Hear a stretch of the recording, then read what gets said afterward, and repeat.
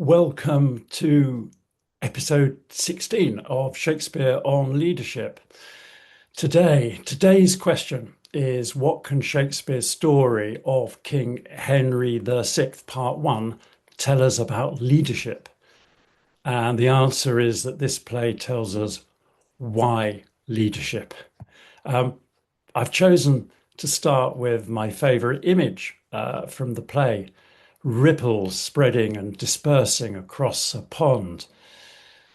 Like Lear, Henry VI, Part 1 is a study of disintegration. What happens when the center does not hold? This play is the first of the Wars of the Roses histories.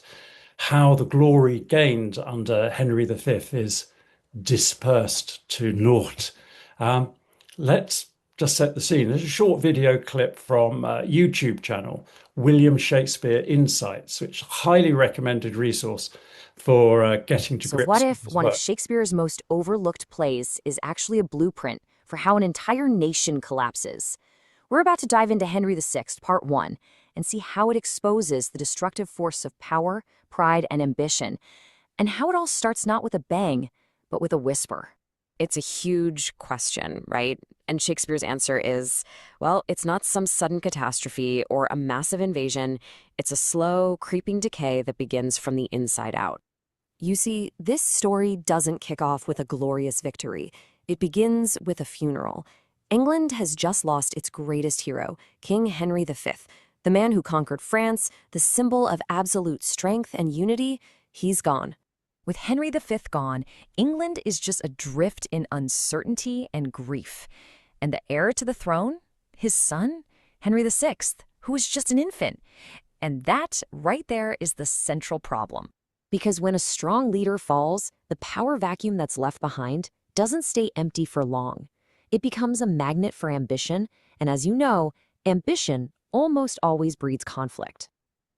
Yeah, conflict is the key word here. This play is all about conflict, and it's conflict that sows the seeds for the disintegration of the entire political system as it descends into civil war. So, conflict. In the background, we have external conflict. England and France are at war throughout the play. It starts with sad tidings of slaughter and discomfiture. And this war in the play is personified as encounters between the great warrior, Sir John Talbot, and the French saint, Joan of Arc. But in this play, presented as a battle between the chivalry of Talbot and the English and the devilry of Joan. So, conflict, war, these are times that call for a charismatic leader, such as we had with Henry V. Henry VI, however, is, as you heard at the outset, still an infant, which gives rise to this power vacuum that unleashes an internal battle for control. And England's bravest knight, the last hero, Sir John Talbot, becomes the tragic hero of this play. He's betrayed as a result of the internal conflict. So, because in parallel with the wars, we have this series of internal political battles, civil dissension, a viperous worm gnawing the bowels of the Commonwealth. So we're shown the conflicts between the would-be protectors to the king and between would-be successors. This is the origins of the Civil War to come. This play sets the scene for, I think, the original Game of Thrones, but as written by Shakespeare, we have warring kingdoms, warring houses, and similar thematic struggles in the background between heroism and politics, virtue and pragmatism, even good versus evil, if you buy into the demonic interpretation the play gives us of Joan of Arc. So, back to the play. Henry VI matures to manhood, but even so, he lacks the leadership qualities to tame the destructive energies of his battling ministers. He's he's a lover of peace. He thinks that appealing to unity alone will repair his unraveling rule. And I just find this a little bit spooky that every play I read has such obvious, immediate contemporary resonance. King Henry VI, portrayed as a good man, but a poor leader. And now we have in May 2026 in the UK a ruling party that's apparently losing confidence in its leader, becoming consumed by internal power struggles, forgetting who it's really fighting and perhaps the national interest. So there's a clear leadership lesson I can draw from this, and it is the need for leadership itself to manage conflict.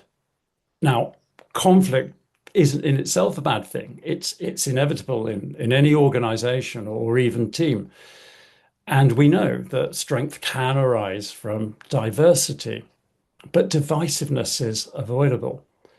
I think it's the work of a leader to enroll his or her team, the organization, to achieve shared purpose, to create a culture that brings people together in collaboration, not dividing them in competition. And I've summarized what I'm driving at on this graphic: individual leadership, heroic leadership culture. So Shakespeare's world and the leadership dysfunctions he describes generally arise from the pursuit of individual power, the heroic leadership concept, and resulting in personal agendas rather than shared vision, the pursuit of individual power and influence, competition, not collaboration, rivalry rather than respect, conflict, not alignment, division that undermines long-term success.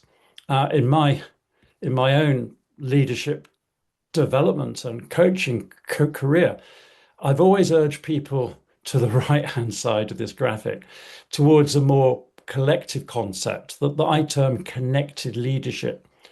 So in this, the leader's role is to formulate, communicate, and enroll to a compelling vision of shared future success.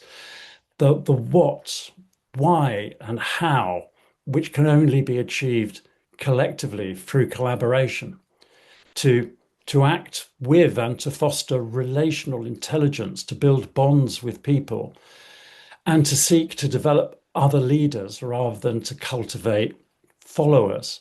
Now, not Shakespeare's world, I know, but we can learn the lessons from plays such as this one, Henry VI, Part 1. It's a case study of disintegration. That's it. Simple, clear message. I hope you've enjoyed this installment and that you can find more time, as ever, to enjoy more Shakespeare. For these plays, this whole series, I cannot recommend highly enough the BBC adaptations, The Hollow Crown. Despite taking great liberties with the source material at times, it is the original Game of Thrones. Even if you don't enjoy Shakespeare, you will enjoy the Hollow Crown. For my part, I'm keen to see where the story leads with the next installment, Part 2, followed by Part 3, followed by Richard III. I will report back. Until then, farewell.